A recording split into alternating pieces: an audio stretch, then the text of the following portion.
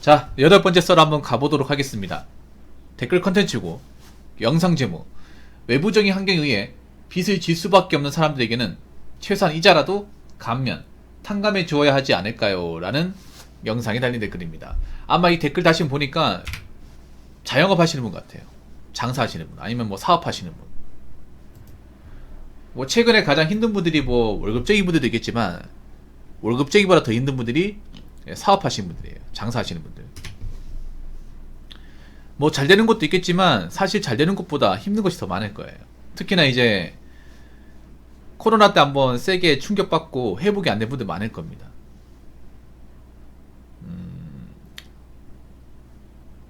뭐 코로나 때 피해받은 거는 좀 정부한테 좀 도움을 요청할 수 있다고 보는데, 그런데 그런 거 있어요. 뭐 일본 외부적인 환경이라 있는데 자기가 장사를 못 해가지고 빚을 질 수밖에 없는 사람들 대부분 아닌가요? 솔직히 말해서. 물론 코로나 때문에 타격이 있다고 칩니다. 근데 그걸 떠나서 지금 우리나라 보면 자영업자 너무 많잖아요.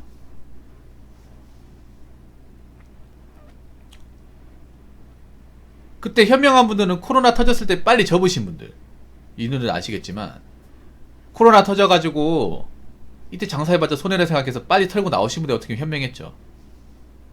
근데 대부분 그때 이제 좀 안 좋아진 분들은 뭐냐 하면 코로나가 지나가면 이제 괜찮아지겠지라고 희망 걸고 버티고 버텼다 했다 오히려 이제 상황이 악화된 분들. 예.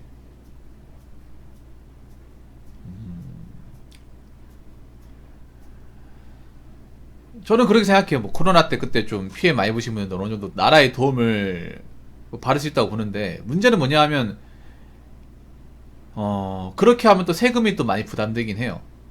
그리고 우리나라는 지금 문제가 뭐냐 하면 자영업자가 너무 많아요. 너무 많아. 지금도 창업하고 있는 분들 많더라고요.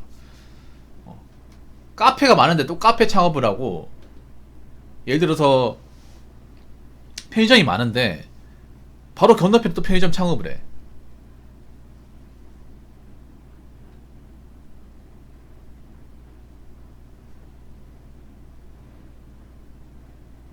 네. 뭐 어떡하겠다는 건지 도대체.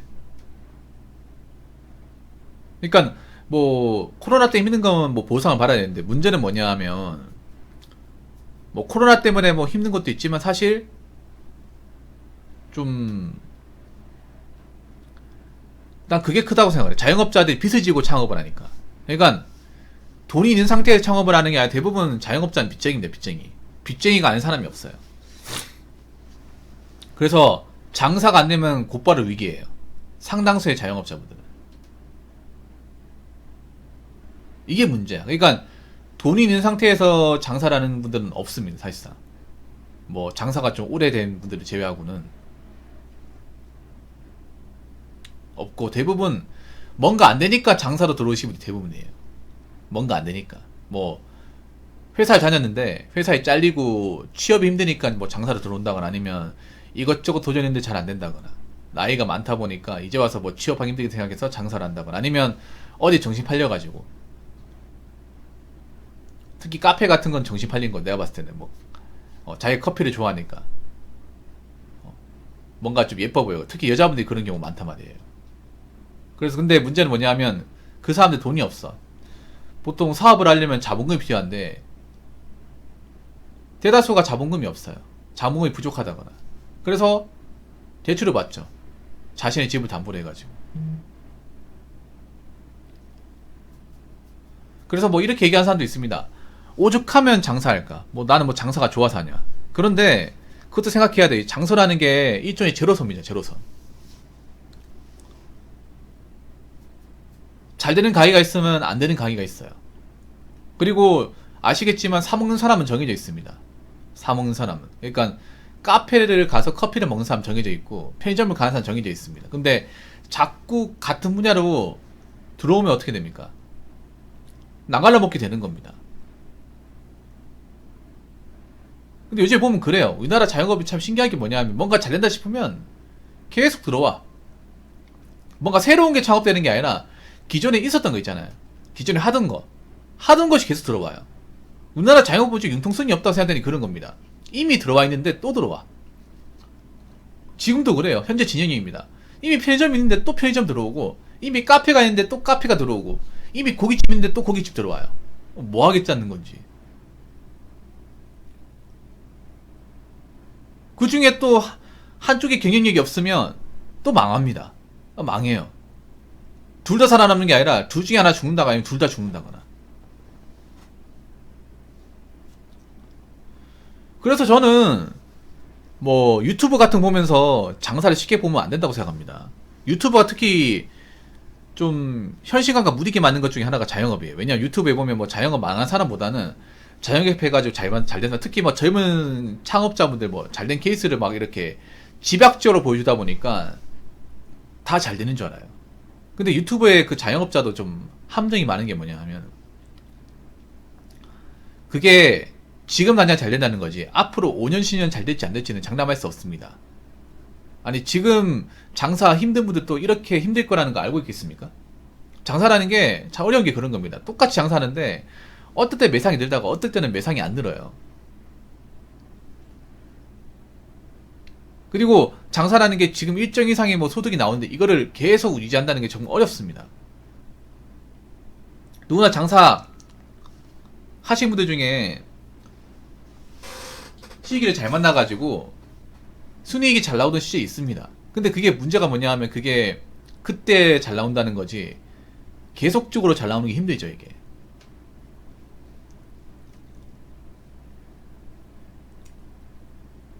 그래서 저는 뭐 유튜브 같은 거 보고 장사하겠다, 아니면 이제 뭐 카페 같은 거 뭐 예뻐 보이게 장사하겠다, 특히 그런 마음으로 장사할 거면 차라리 취업하는 게 낫다고 생각을 해요. 자, 댓글 한번 읽어보도록 하겠습니다. 누군 대출받아서 사업 못해서 안 하는 건 아닙니다. 위험하니까 안 하는 거지. 잘 되면 자기 돈, 못 되면 나라 돈을 메꾼다는 게, 그럼 안정적으로 착실히 산 사람들은 뭐가 되는 건지. 그렇죠. 이분이 아주 좋은 얘기 하셨는데, 대출이 안 나와서 사업 못하기 때문에 직장 다니는 게 아니죠. 이거 잘못되면 골로 가니까. 그러니까 우리나라 자영업자의 문제가 뭐냐면, 자영업을 망하게 되면 진짜 끝장나는 거예요 이게. 망하고 나면 답이 없는 분들이에요. 절대로 하세요 자영업자분들. 이거 뭐 망하면 뭐 회사 들어갈 수 있고 뭐 망해도 뭐 돈 있고 이게 아니라요. 망하면 진짜 골로 갑니다 이게. 그러니까 우리나라 자영업자의 문제는 뭐냐면 뭔가 마지노선이에요 이게. 최후 방어선 같은 느낌. 그런 마인드로 장사하는 분 너무나 많아. 그러니까 이거 잘못되면 다 자빠지는 거.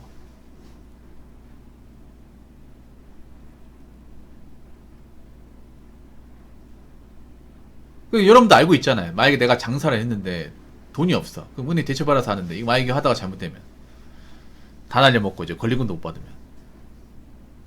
특히 여러분 있잖아요. 난 서울 같은 데 장사하는 건 더 신중해야 된다고 생각하거든요. 지방보다. 서울은 창업비가 무지하게 많이 들기 때문에.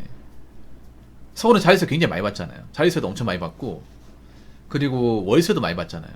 웃긴 게 뭐냐 하면 지금 보면 가게 망하는 데 많은데 월세를 안 내려요.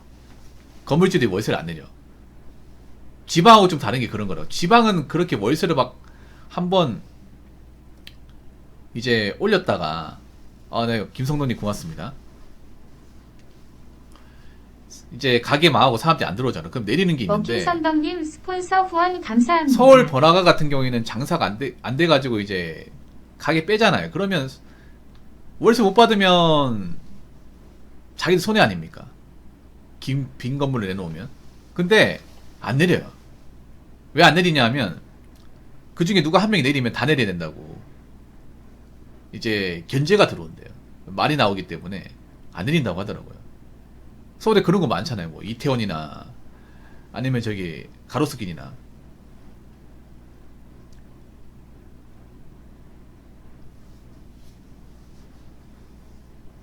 그래서 장사라는 거 저는 정말 신중했으면 좋겠습니다. 장사라는 게.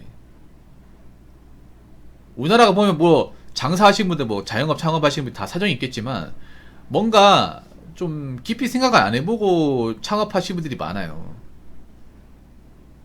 근데 우리나라 가면 가서 장사로 성공하기 힘들어. 앞으로 얼마나 살아남을까? 앞으로.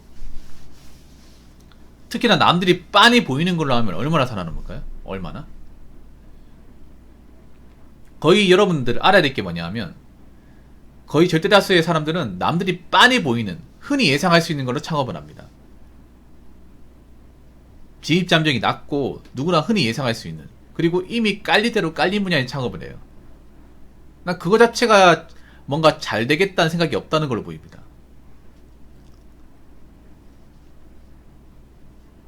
남들이 하는 거 할 것 같으면 저는 안 하는 게 맞다고 생각해요. 쉽게 보였고 창업하기 쉬운 걸로 하면. 진짜로. 특히 여자분들한테 얘기하고 싶으면 카페는 절대 하시면 안 돼. 카페는 여자들 눈을 버리게 만들고 인생 자빠지게 만드는 게 카페라고 봅니다. 카페. 앞으로 경기가 어려우면 저는 카페 많이 없어질 거라 생각하거든요. 카페.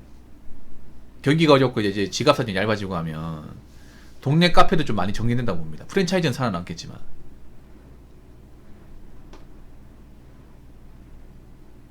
왜냐하면 사람들이 이제 경기가 어렵고 이제 벌이 힘들자 그러면 당장 사먹는 것부터 줄이거든요. 쉽게 사먹는 것부터.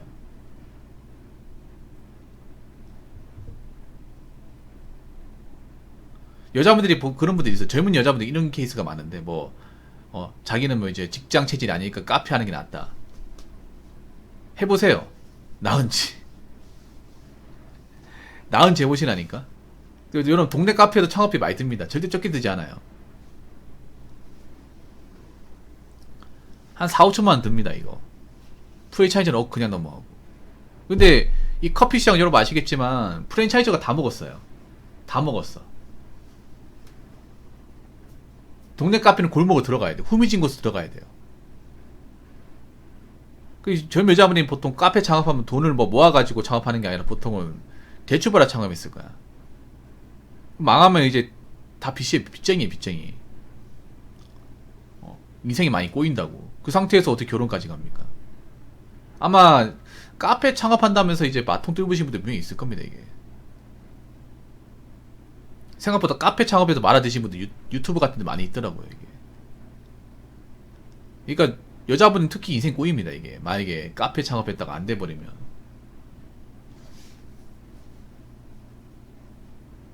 그래서 저는 그렇게 생각해요. 뭔가 진입자병이 낮은 거 할 것 같으면 저는 안 하는 게 맞다고 생각합니다. 정말로. 오래 준비하고 하는 게 아니라면.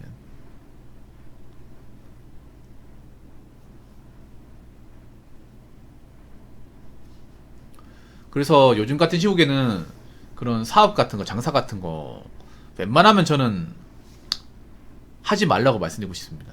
직장 다녀요, 직장.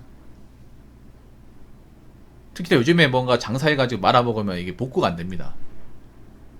복구가 안 돼. 뭐 장사해가지고 빚 많이 졌는데 이걸 갚아서 스스로 극복했다. 전 들어본 적이 없어요. 특히나 장사로 말아먹으면 결혼 같은 거 포기해야 돼요.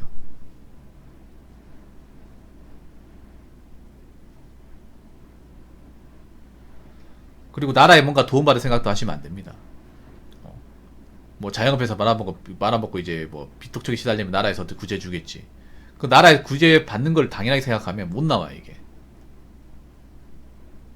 영끌 비투도 보면 이제 나라에 도와준다 생각하니까 이거 막 스스로 이겨낼 생각은 안 하잖아. 벤만님 커피 고맙습니다. 한잔 하셔요. 네, 감사합니다.